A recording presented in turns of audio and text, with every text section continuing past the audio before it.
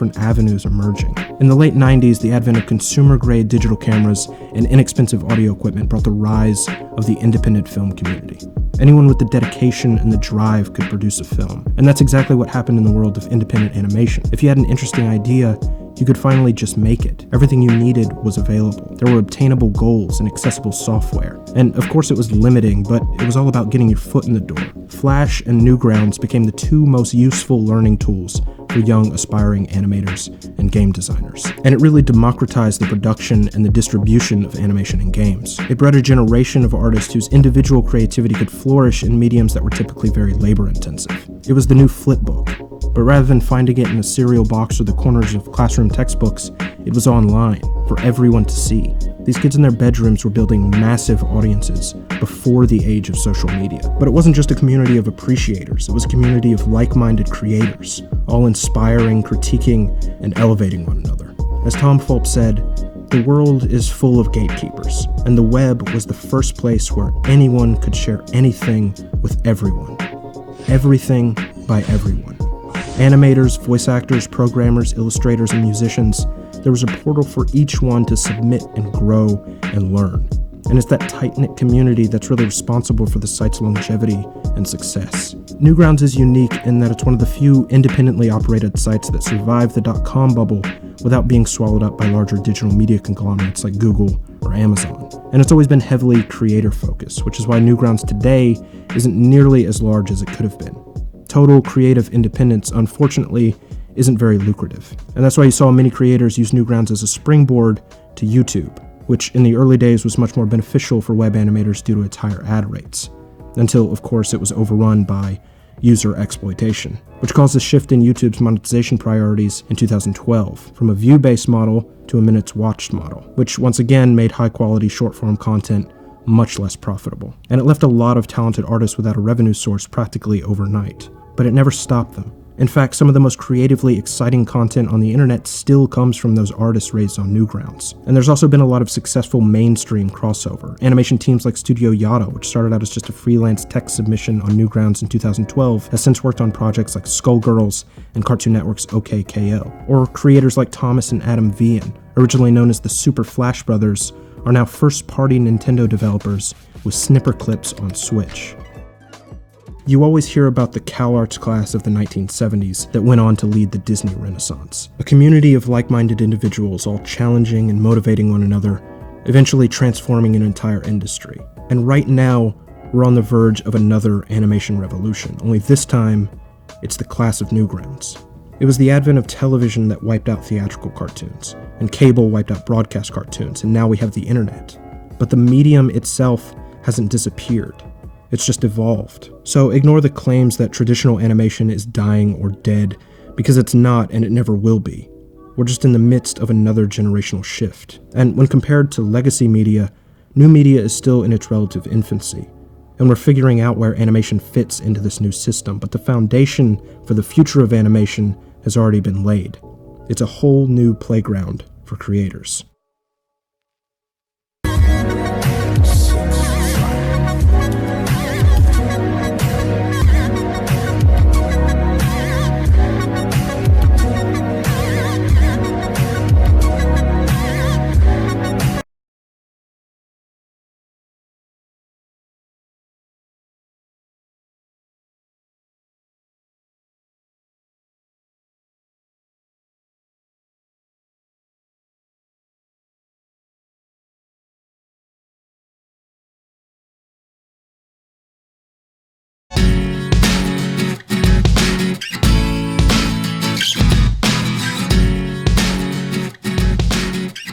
I love animation since I could remember. It was the thing I said I want to be when I grow up, and now I am. As a kid, you look at it and you take it in ways that you can't really explain and put into words nowadays. Now you see it as a business and a technical process. Back then it was totally captivating because you didn't know what it was. In school, we had to draw what we wanted to be when we grew up, and I drew myself animating.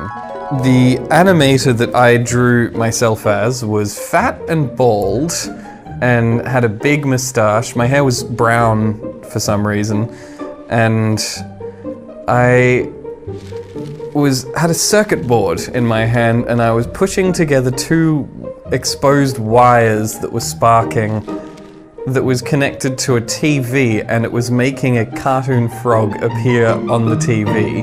That was my understanding of being an animator. And I remember seeing the trailer for Toy Story. I was like a 10-year-old in the theater seeing this, and I felt like standing up and being like, do y'all just realize what's happening right now?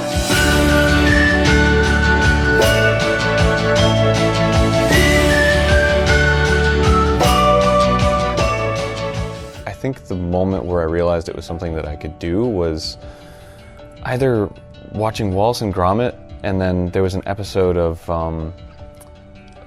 Muppet Babies where they it was like all about stop motion, and they had like a camera that would take like one frame at a time that their grandma had or whatever, their nanny, and then they were making stop motion, and I was like, oh, I could do that. I have a home video camera. I'd get like Post-it notes and then just make little flip books, and also I'd do it in like textbooks for school and stuff. So I think that was my first delving into animation. I was familiar with animated GIFs and stuff like that, and one of the first things I saw was this dumbass thing. It was called Britney Spears Farts, I think. I think I farted again. I made you believe that it was the dog. Oh, baby. I was fascinated by it because it was an animated GIF with sound. I became aware then of Flash and of files that could fit on the internet. And that let you make this rich interactive content with sound and animation.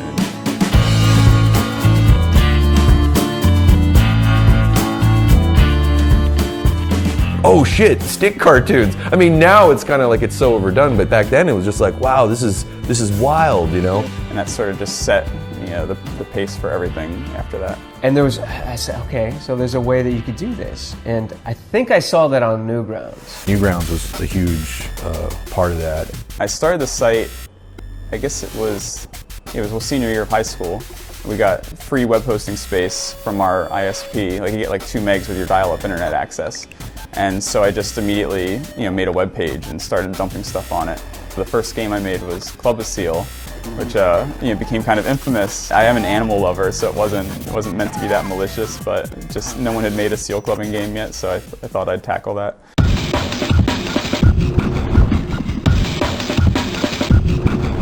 Guess what, Dad? Yesterday I had sex with my English teacher. Well, that's great, son. You're officially a man. So you're gonna do it again today? Nah, I wanna give my ass a few days to heal.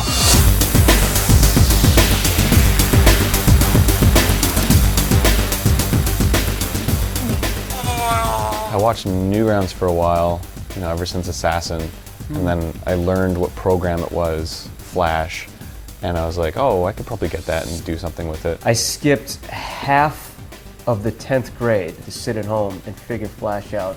I spent a lot of time just messing around with Flash. I'd get home from school and I'd unplug the phone at the right time so the school couldn't call. Everyone I've spoken to who has made any form of career independently with animation or games or whatever has mentioned Newgrounds. People are like, oh, all the animators know each other. What's up with that? It's like, it's because of Newgrounds. Like, the reason everybody knows each other is because we all went through the same thing on Newgrounds. So basically, the site got really popular for just the Flash stuff I was making around 1998, and I had a part of the site called the Portal, which is where I just dumped unfinished projects. And there was people that were making Flash, but they didn't have web hosting, or they couldn't support bandwidth if something was popular. And they'd ask me to put it up on the site, so I'd stick it in the portal. And it went from being my little personal dump to just being this growing list of other people's stuff that was being showcased. So we automated it so that people could just instantly publish. And that was the first time anyone could instantly publish a game or animation to the public. So it was really new and exciting. Eventually I made one that caught on and people started watching, and I was like, oh, maybe this is like a career or something. Shut up, for Christ's sake! I know how to climb a ladder! Jesus, ow, my ear! Sorry, bruh. Thanks, Jesus. It's cool. When I made Mega Man vs. Quick Man, I thought, this is probably going to go over well. I think people, like Mega Man. I'm into Mega Man, blah, blah, blah. But seeing the response that it got, I got 500 1,000, I think, with like in the first week or so. And that, like, for a 15-year-old kid, it's like bigger than some television channels. Like you're a 15-year-old kid in your bedroom and you reach 500,000 people. Yeah.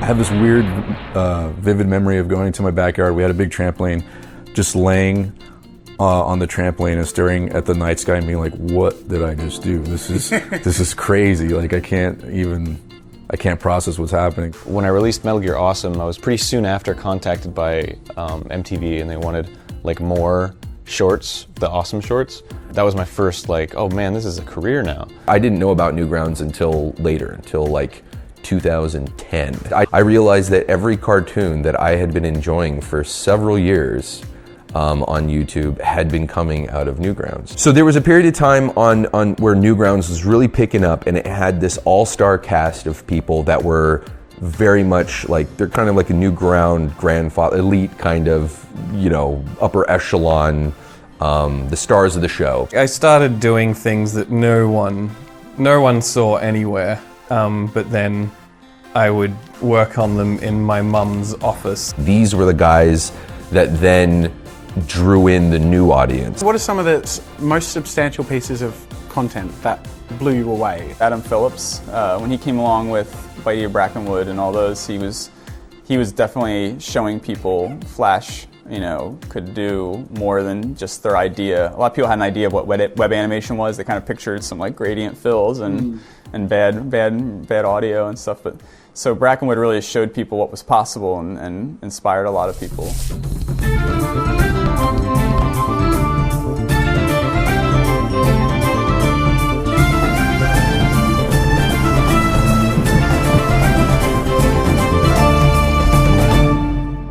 You know, Meat Boy was a big one that started on Newgrounds. The amount of time that was going into animations wasn't getting smaller, it was only getting bigger. And people were only getting older. The reality as they got older as well, that I do need some money. I can't just do this for free. Egoraptor, Harry Partridge, Chris, David Firth, Weeble, all these guys migrated over to YouTube eventually. YouTube came around with the monetization and all that. And then I posted Awesome Reach on YouTube, and it was like hugely successful. The opportunities seemed endless, you know, and all of a sudden, once people started getting the idea that, wow, there is a ton of money there, you know, networks were able to give out minimum CPMs, like at $2.50 per 1,000 views. Well, people were getting millions of views. You do the math. And then that was like, well, this is absolutely my living now. Like, I've never made this much money in my life. Yeah! Are you ready?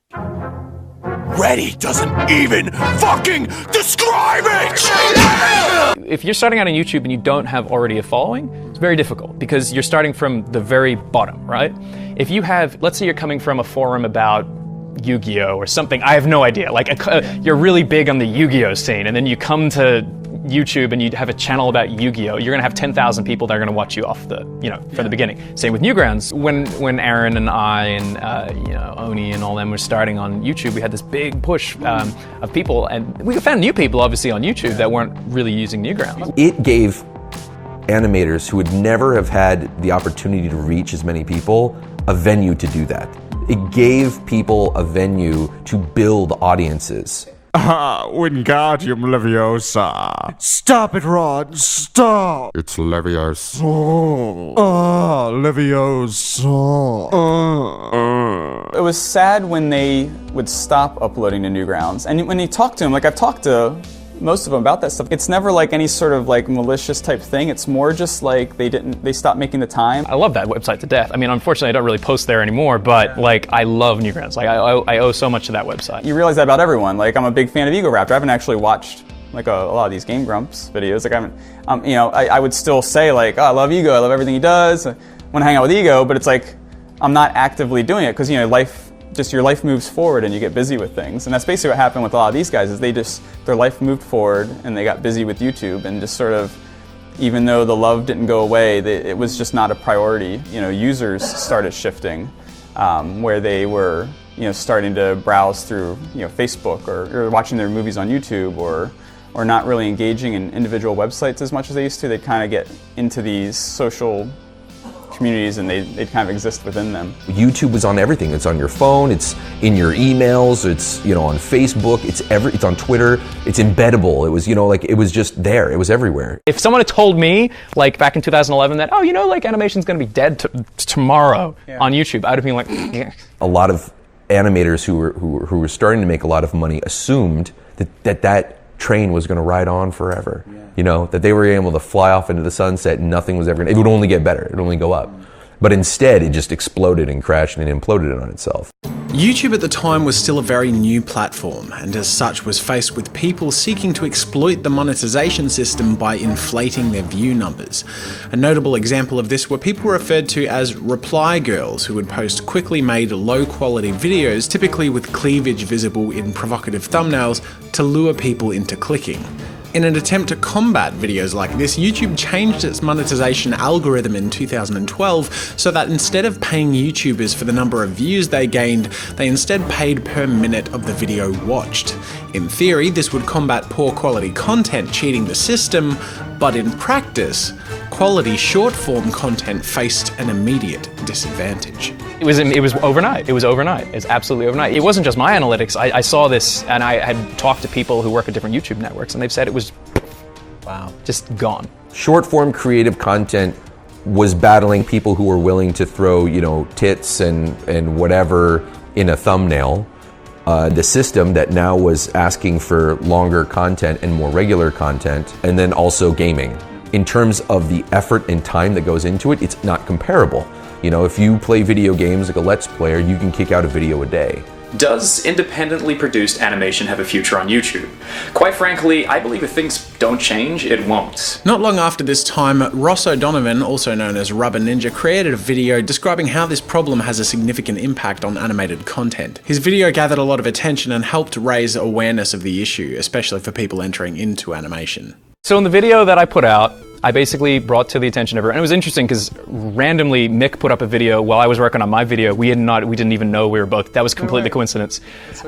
So I basically bring up, yes, like if you are a channel and you have to fight against frequency of uploads, minutes watched, and you're having a long production cycle, it is impossible to compete with these channels. Like, it's impossible. And it's not their fault because that content was popular prior to this change. It's just a matter of that content now flourishes in this new climate.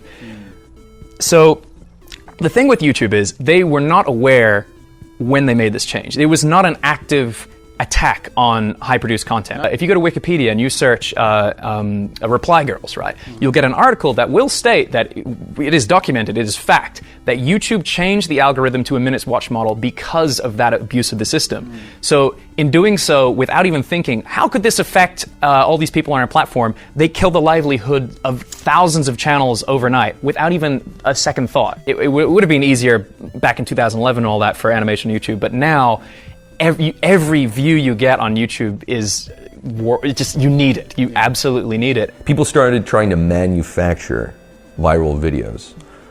And to that end, there were certain recipes that worked to a degree. Doing things that are popular or topical, you know what I mean? Pushing it to the limit, like really, just a shade away from being reported with your videos, you know what I mean? So there's a lot of people doing parody cartoons and so forth and so on, and I still don't, there's very few people I know that are animating because they want to, and they're trying to dump their brains out. And that's purely because they've accessed an audience, or they know that they can. Yeah, exactly. By narrowing and they think that's the way that the audience, like retaining or developing an audience works, through animation. And a lot of people can, and they're phenomenal animators, but who's to say they should be doing it? If you're talking strictly animation, that became blatantly obvious when YouTube changed their algorithm and people were making less money. You could still be an independent animator making what someone else wants you to make, but I think ultimately they want to make what they want to make, and it's hard to say how much that's going to change in the next few years in terms of big money opportunities. My issue with this is that right now, and this is the stuff they don't want you to hear, or they don't want to hear. It is more profitable for a channel to go on Twitch and stream their animation process, not post it, stream the animation process, than post the final content on YouTube. Like for instance, you do a lot of tutorials, which is great because that's 10-minute content. I felt quite lucky when all this happened. Very I lucky. had a nice little niche Yeah. that kept me safe from that. And that's kind of, because I mean, I had started on Game Grumps when it happened, so I felt very lucky as well, but I also felt it was important for me to speak out because I'm not someone who's affected by this. I wanted to be the one who would speak out and be like, this is bullshit. I know I'm not affected by it, but I have so many friends that are, because it's bullshit. The only reason I'm in the position I'm in is because I got lucky. Like I started Game Grumps, you know, a couple months before the algorithm changed to favor what Game Grumps is, basically. They're going to lose those people. Like there's so many people. It's not just animators. It's sketch comedy. It's special effects. It's short film. These people, they're going to be gone. A lot of people that came out of that environment are a little bit ruined by it because it was, I think, an economy that was sustained only in that time period, especially with YouTube's algorithm being so beneficial for animators and then suddenly dropping off to be not at all beneficial to animators. So you have people that are raised in this environment that sort of doesn't exist anymore. So now those people that came up in that environment are still very them-centric when it really takes like collaboration and community to create something nowadays. And that was sort of a hard realization that I had to make because I was one of those people. I was very me-centric and I was very, my ideas are the best. And it was sort of hard to start collaborating with other people and listening to other people's ideas objectively. But you have to in order to build something because there's only so much that you can do. For a time I was really enveloped in like the feedback and the comments and stuff. And I sort of hit like an emotional point, I think, where it was too stressful for me to do that and like be a human being. It's pretty narcissistic to like Google yourself every day, you know, and like look at pictures of yourself every day. Is it? I've always just wanted to be a cool guy. So like for, I don't know, since I was like 16, I was like, I'm Aaron, the cool guy. Yeah. And that was sort of always my aim. I was just like, all right, well, you know what? I'm not going to expose myself to it at all. And I think that was a big change for me. If you're inspired by someone, you should let them know because most people don't think to actually say that. How do you balance the... I don't. There's the answer. There is no balance. It's a fucking struggle. You know, you see those dudes with the plates and the sticks going like this? That's all it is. You have column A, the people that would really want to see your stuff. And you have column B, the people that you think wants to see your stuff. So you start making things for them, and they're like, oh yeah, this is great. And these guys are like, where's the stuff? And you're like, okay, I'll go back to these guys. It's like, where's the stuff? So it's like you can't please both sides of it. So you might as well do what you want to do anyways, because at this point you're just spending years making Minecraft cartoons and shit that you don't care about anyway. Sometimes you feel like the era has passed. You know, we had our big period where you had like Egoraptor and Edmund McMillan and all these big stars come up, and it's easy to think that passed. But I also very focused on the fact that there's a bunch of young animators that, you know, want their chance too. So you don't want to lose sight, you know, you don't want to get so fixated on, you know, what was there and lose sight of what's still coming. Now they're growing up like I did, but they have something to beat now. They have something to look up to, and they're doing it. Like their first cartoons are fucking amazing. There's a couple of kids that when they were 14, they were doing all the art and programming and music and sound for their own games, and they were great games. It's because a standard was set and it was attainable. It was software that you could get, and if you had the time and the patience and the care, you could sit at home and do whatever you wanted. I still think there's a value in the YouTube market in terms of building an audience, getting eyes on your work, getting people to believe in what you do. And even if you're not making the money, you have the genuine supporters of what you do. Just give them everything as much as you can, and then ask for the support and see what happens. You know, I mean, it's always going to be a tough racket. I will still say that to this day, it's amazing what people are doing independently. There's whizzes out there, like these kids who are just learning animation at an earlier and earlier age just because of all the information.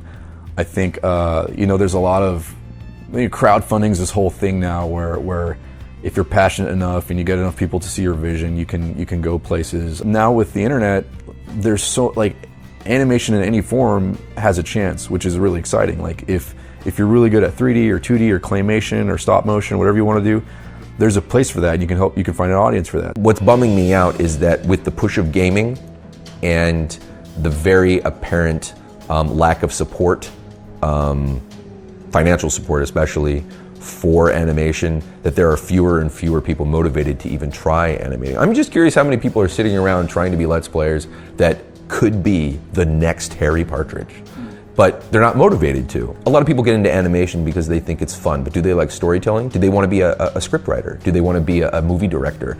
Do they want to actually make cartoons, or are they just trying to be popular? It's going to force people to be more specific, because you're either going to do it or you're not now. It's not just like random people making funny cartoons and becoming popular. Now's the most exciting time, I think, for animation, and it's just a matter of bootstrapping and getting there. So, but yeah, it's great. It's also super satisfying. I mean, it's frustrating and time consuming, but putting something in motion versus just like drawing something, it's a very unique feel to it. Make it for you first, and you will always find an audience. I just feel like animation has unlimited potential to explore anything and everything, literally. It's cheesy as it sounds, it's absolutely true. I think most people like cartoons and animation, and it's a super valid art form, and I think it'll go on forever. There's something about animation that's very satisfying to do, creatively, and like how you spend your time, you know? On the smaller scale, the parodies and whatnot, the reason for those is not necessarily to take the piss out of anybody, it's really just to entertain, you know? Give somebody a reason to laugh or chuckle or smile or whatever, and maybe think a little bit.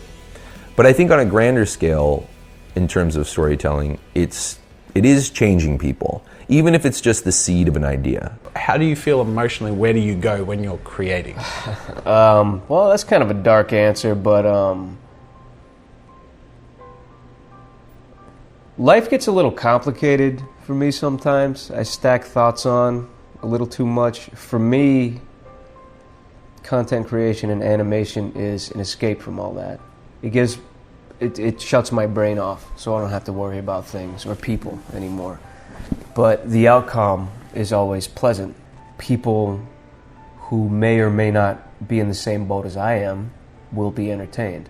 I know what it's like to have a shitty day. I know what it's like to suffer depression. And the one thing you want to do is come home and just sit and laugh at something. Mm-hmm. So it's a positive for me, and I feed off that.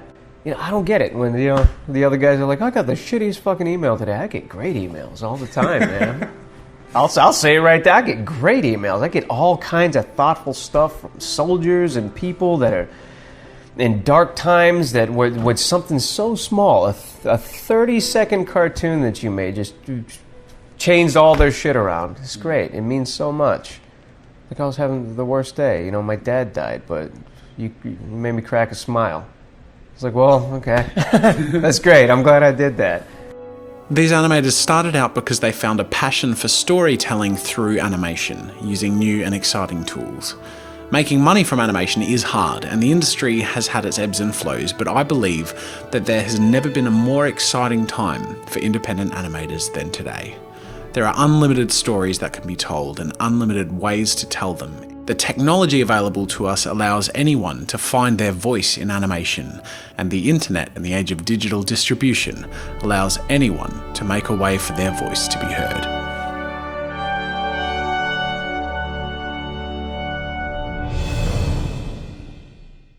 I have a question for you. Okay. If you had to kill your entire family to save your own life, would you do it? No. Oh, that's a good answer. Yeah, that's pretty simple. I wouldn't do it either. Thanks so much for watching and supporting my content. Make sure to check out the other parts of the Tale Tellers mini documentary series on independent animation by clicking the annotations on the screen or in the description.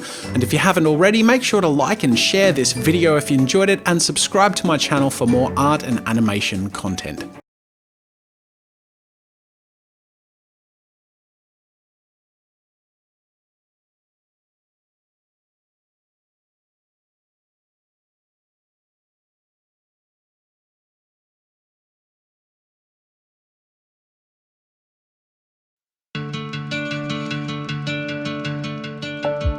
I think the moment that I sat down my first day and I started flipping and started moving the drawings across, I was hooked. That was it for me. And, you know, because I came at a time that was all hand-drawn animation, and it was sort of like the second wave or the third renaissance of traditional animation with Lion King and Mulan and everything else. I started a long time ago working for Richard Williams Animation. Richard Williams has written the Bible on animation. It was an amazing way to start. You know, it's been just it was a fantastic education. This is actually a true story, but my mother went into labor while she was watching Fantasia. During the dancing hippo scene, her water broke. Is that for real? Yes. Wow.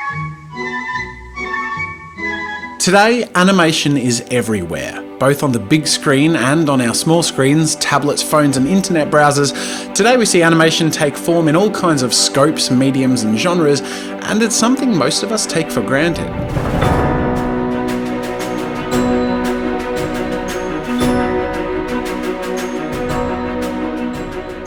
It captured my imagination, captivated me, and it made me fall in love with the idea that there could be a whole other world in the world that we live in, and made me want to become a storyteller so that I could capture that same thing. I've always felt like with cartoons, we immediately walk in, it's like a stage play, you immediately walk in and there's a suspension of disbelief. You understand these are the rules of this world. The visuals are super unique, and like you can do whatever you want with animation, right? Things move, a line moves, and it becomes animated. It's given life, like no other art form has that. Modern animation as we know it began to appear prominently in the mainstream media from the early part of the 20th century, but animation was extremely costly and highly complicated to produce. Animation, pretty much from its formation as an art form, has been commercial. The thing with cartoons is that they're really effing hard to make. Very early on, people said, this is really expensive. You had a crew of people who did the storyboards. Then the storyboard artists had to give their storyboards to the keyframe animators. Those keyframe animators then had to go ahead and put in the key poses, you know, for a character. Then those keyframes were given to in-betweeners. Then the in-betweeners had to go ahead and put in all the in-between frames, you know, between the keyframes. And then all those frames had to go to the inkers. Back then you had people that did ink and paint. They would actually ink the drawings on cell and then paint them, and then somebody had to clean the cells afterwards. It was a laborious process. It was just right from the get-go. If this is going to exist at all, we need to make money off it. So that sort of locked it in to a lot of very intense tropes, I think, and expectations of what an animation is. It was children's entertainment. It was successful enough that they could afford to do it, which is saying something to begin with. It didn't necessarily have this connotation of being children's entertainment until really the introduction of the Hays Code. The Motion Picture Production Code, known informally as the Hays Code, was adopted from the 1930s and played a large part in heavily censoring American cinema for over 30 years. As a result, animation couldn't freely depict satire, monsters, violence, and was kept far away from sexuality and adult themes. The way the Hays Code worked is it was a blanket thing. It was no skirts shorter than this length, no this, no that. When that Hays Code came in, that was sort of the first hole in the boat. This is Flossie Cow. In 1930, she was free to walk naked with her udders exposed, as most cows do. In 1932, censorship as a result of the Hays Code decreed that she wear a skirt, and from 1939, she was forced to wear even more clothes and walk upright, like the lady she should be. Disney sort of really took over, and they very heavily established what animation in the West is. Walt Disney's animation studios produced both long and short form content which dominated the industry from the 1930s and played the biggest role in defining how animation was seen moving forward. It was around this time that the gentleman who later became known as Disney's 9 Old Men outlined 12 basic principles of animation that would become the foundation of Western animation technique. Walt Disney really pushed it to do more. He's like, it could be realistic, it could be more exaggerated, it could be have more depth to it. Animation was becoming more and more popular, with timeless classics being produced in the 90s like Aladdin, Beauty and the Beast and The Little Mermaid. But despite this, the production of animation content was almost exclusively for big studios with a lot of reach and a lot of money. Hundreds of animators were required to work on a single production with the use of bulky and expensive equipment. We had this thing where it was like for testing our animation for production, we'd literally have to get a table, a light table with a camera and a 3/4 inch deck, and it was this machine that you'd push and you put a piece of paper down, you put glass down on that, you'd have the light shining through, and you'd shoot one frame. And the thing that was frustrating about that is, like, if I messed up, if I got 300 drawings into it and I messed up, I'd have to start all over again. With animation content still being largely seen as children's entertainment, and with the process remaining as expensive as ever, studios had very little room for error or experimentation. In a studio environment, my job is to make other people's jobs easier, more than it is to be an artist. It's to make the colorist's job easier, it's to make my art director's job easier, it's to make the line producer's job easier. Because production costs were so high, studios had to successfully appeal to the masses on a regular basis just to break even. Most animation doesn't make money. And that's kind of like the dirty little secret of the animation industry is most movies and TV shows don't make money at all. They're just designed to make and sell products. It's good and bad. You know, you've got lots of stuff in production, but it's also constantly being rebooted so it stays evergreen. They've got this formula that kind of works, that keeps their bottom line going, but it's not really building a market for them. Things continued this way for a long time. The definition of what animation was capable of seemed set in stone and unattainable without a sizable budget. However, the close of the 20th century saw the introduction of something that would revolutionize humanity forever, and along with it, animation. And that, of course, was the internet. The internet gave us a whole world of exciting new possibilities. So I guess this is a story of how it changed our lives. All of a sudden, and out of nowhere, a platform for limitless international distribution was born, and there was little to no censorship. Surf's up! See you on the net!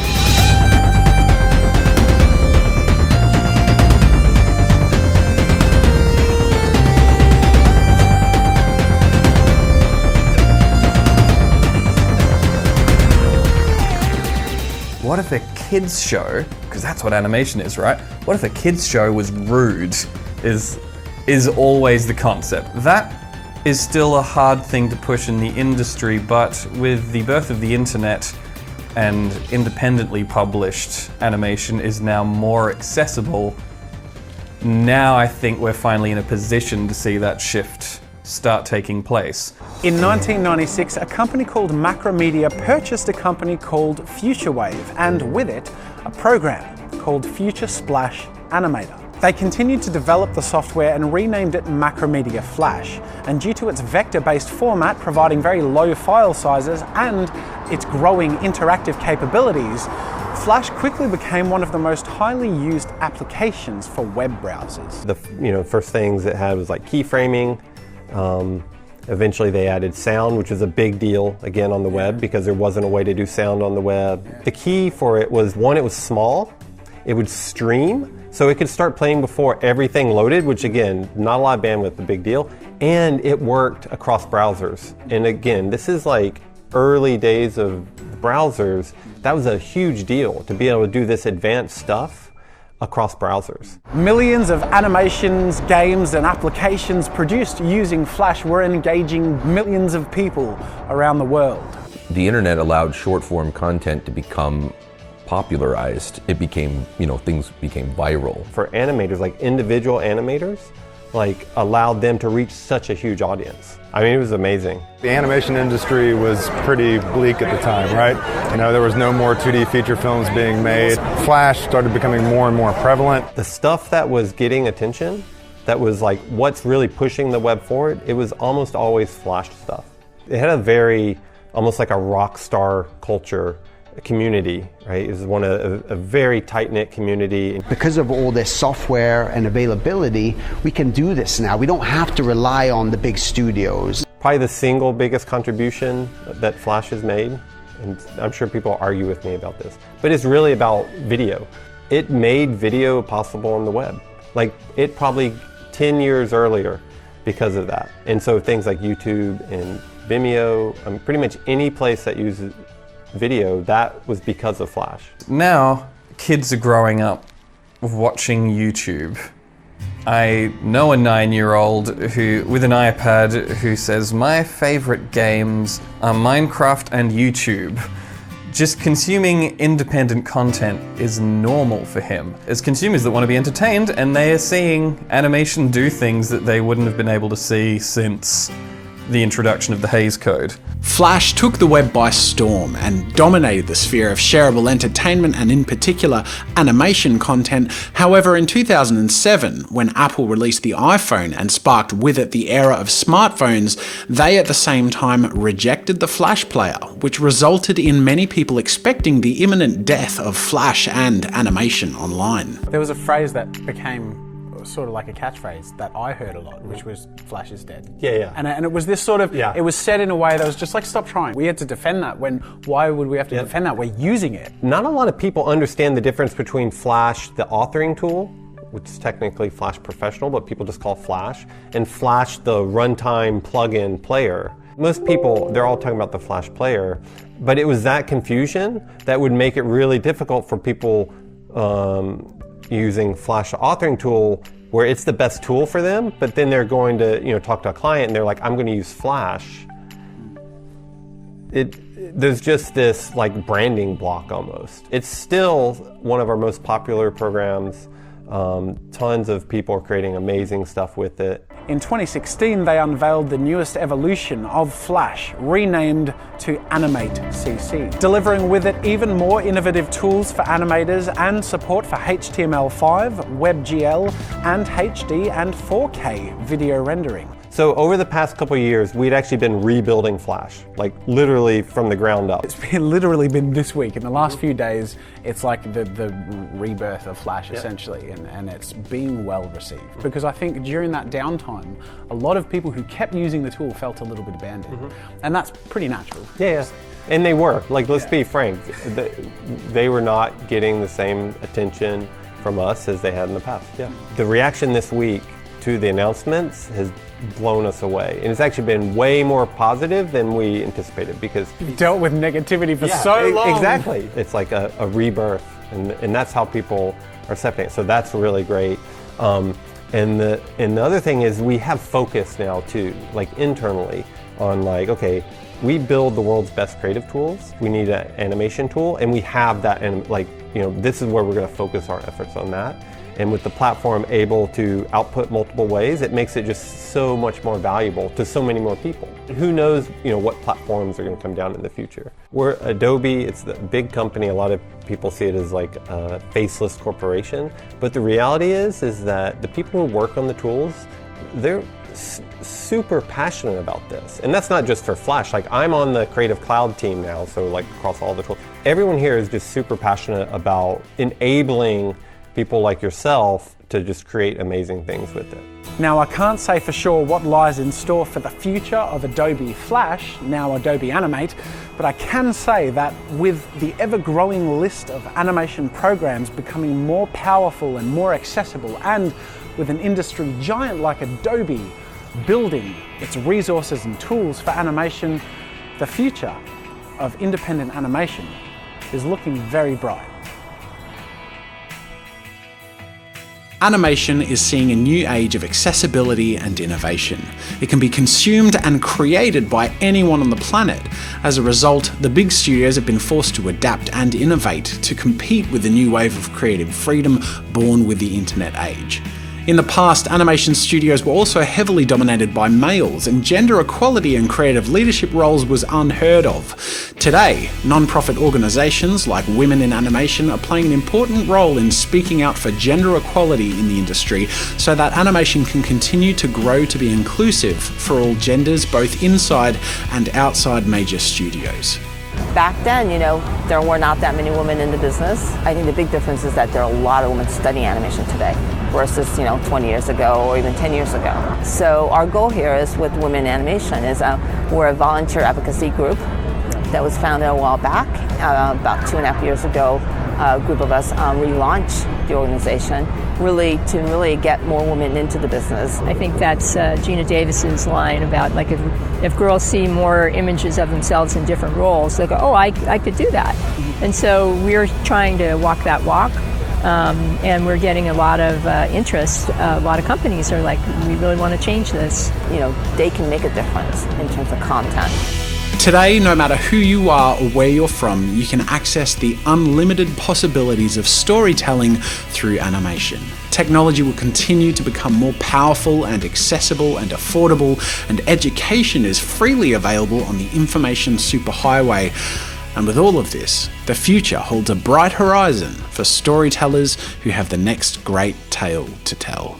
To me, I always believe as long as there's kids on this planet, there's always going to be animation. It will never die. It will never go away. People have been saying the animation industry is dying since the animation industry started, you know. But now you've got more and more people that are creating new content, like new and interesting kinds of stories, not just some, you know, corporate manifest like go make a toy line, you know, make a toy animated series for that toy line. No, you get a lot of really fun, quirky animated series from people that really care about what they're doing. And I feel like that's going to happen more and more because those are the ones that are succeeding. With animation you can create worlds unimagined by man. Things of unearthly size with 1 trillion eyes, or make stuff that is totally bland. People from studios like Nickelodeon and whatnot, they have their eyes open. They are watching the internet. They are very familiar. They're familiar with you, they're familiar with me, they're familiar with all of our friends. Like, they're very familiar. I mean, these guys work for these major studios, but it makes perfect sense because a lot of people are looking to the internet for the next thing, you know, because even studios, I think the biggest draw for studios about the internet and about what we do is the overhead is so small. We are 1 person or 2 person studios, and they have these, you know, they've got elaborate offices with teams of people. They're outsourcing tweens to Asia or whatever, and it's just like, they're making these cartoons that in some cases get a fraction of the views that some of the stuff online gets. It's our job as artists to be mindful of where technology is headed so that we don't get left behind, because it's easy to become replaced like that with technology. You know, there were people a long time ago that their job was just to do color corrections on movies. That job doesn't exist anymore because it's all done in Photoshop. Where people used to watch stuff on a movie screen or on a television set, people are now watching on their phones or their tablets. So there's a lot more opportunity because there's so much different ways to distribute the material. It's on your smartphone, it's on the internet, it's everywhere. So animation is redefining itself. It's not just for the big picture or just TV. I mean, animation is everywhere.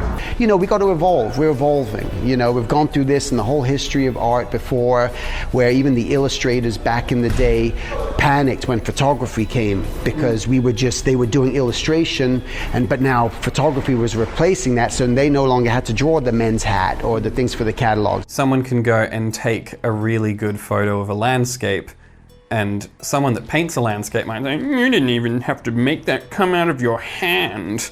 But they might just have a better eye for what makes a good image than that painter anyway. You have a lot of people who pine for the good old days, you know, like it's just like, man, I wish it was still on paper, you know, all that sort of stuff.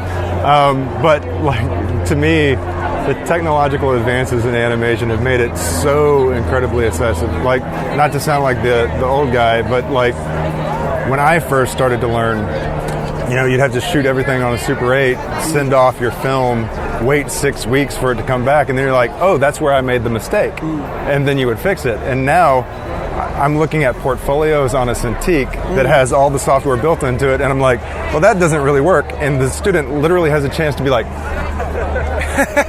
voila! And you're like, oh my God. It was like no scanning, no paper, no ink. Like, it's just, it's a brave new world, and I don't know that everybody who kind of pines for the old days quite understands how magical a time it is now. Being able to animate in your house has already changed the game, and we are all benefiting from that. And that's just going to become more and more intense. You know, as film gets more influenced by like computer-generated imagery, that's a form of animation, right? So like, even if you have like a live-action film, you know, a lot of films are like 30, 20% animation now. we've got to adapt. There's going to be a lot of people here with a lot of talent that aren't necessarily going to be working in a studio. Especially when it comes to things like virtual reality, which I think are going to be like really big in the future. The competition might get more fierce because someone that's never drawn in their life can pop up and make something better than you've ever made, and you've been honing this your whole life. So it just means the pressure's on to be good at what you do, and that's fine. More competition is fine because better art will be made. Today, animation tools are more powerful than ever before, technology is more affordable, and the industry has never been more competitive. Animation is no longer just for children, and in a noisy world oversaturated with content and stimulus, animation has the power to transport the viewer into unlimited worlds with endless possibilities.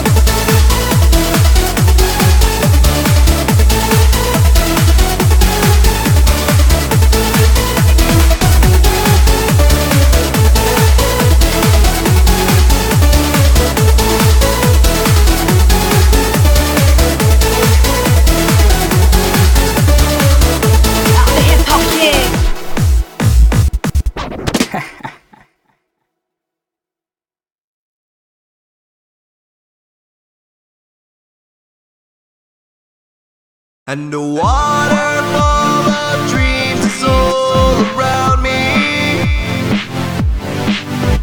The light shines through the water, it surrounds me.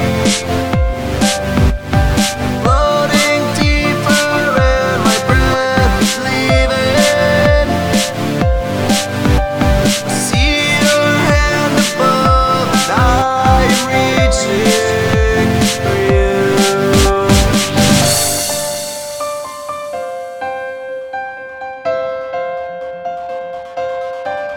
And the waterfall of dreams is all around me. And the waterfall of dreams is all around me. The light shines through the water, it surrounds me. Floating deeper and my breath is leaving. See your hand above and I'm reaching for you.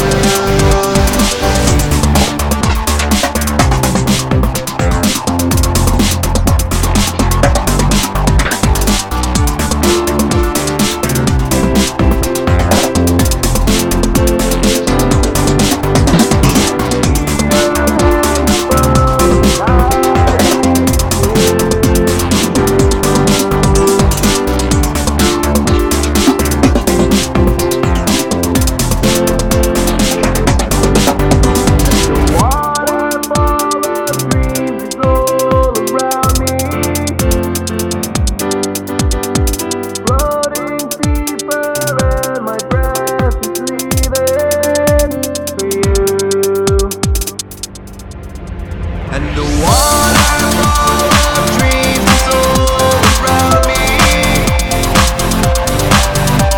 The light shines through the water, it surrounds me. Floating deeper and my breath is leaving. See your hand above and I'm reaching for you. The waterfall of dreams is all around me.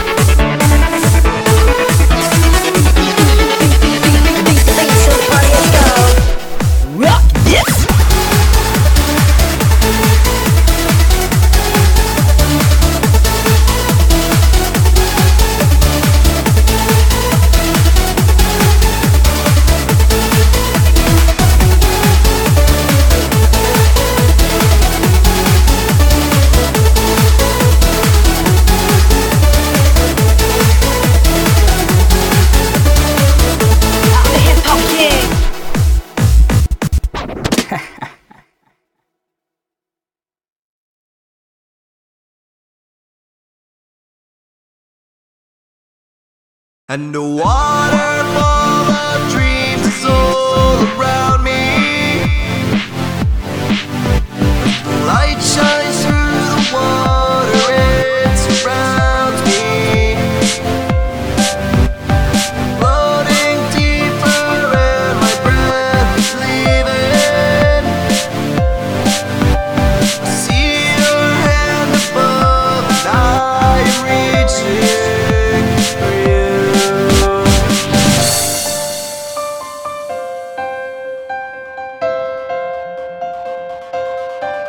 And the waterfall of dreams is all around me.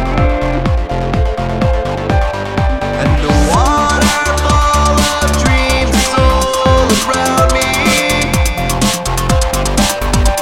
The light shines through the water, it surrounds me.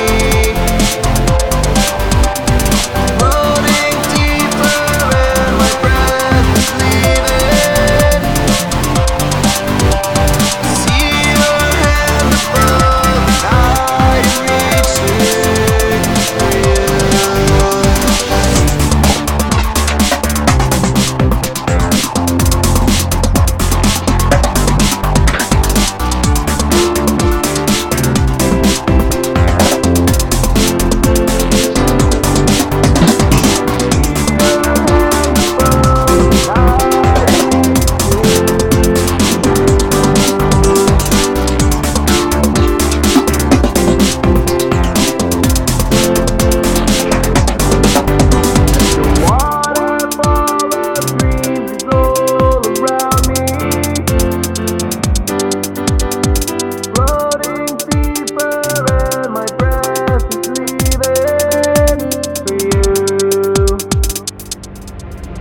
And the waterfall of dreams is all around me. The light shines through the water, it surrounds me. Floating deeper and my breath is leaving. See your hand above and I'm reaching for you. The waterfall of dreams is all around me.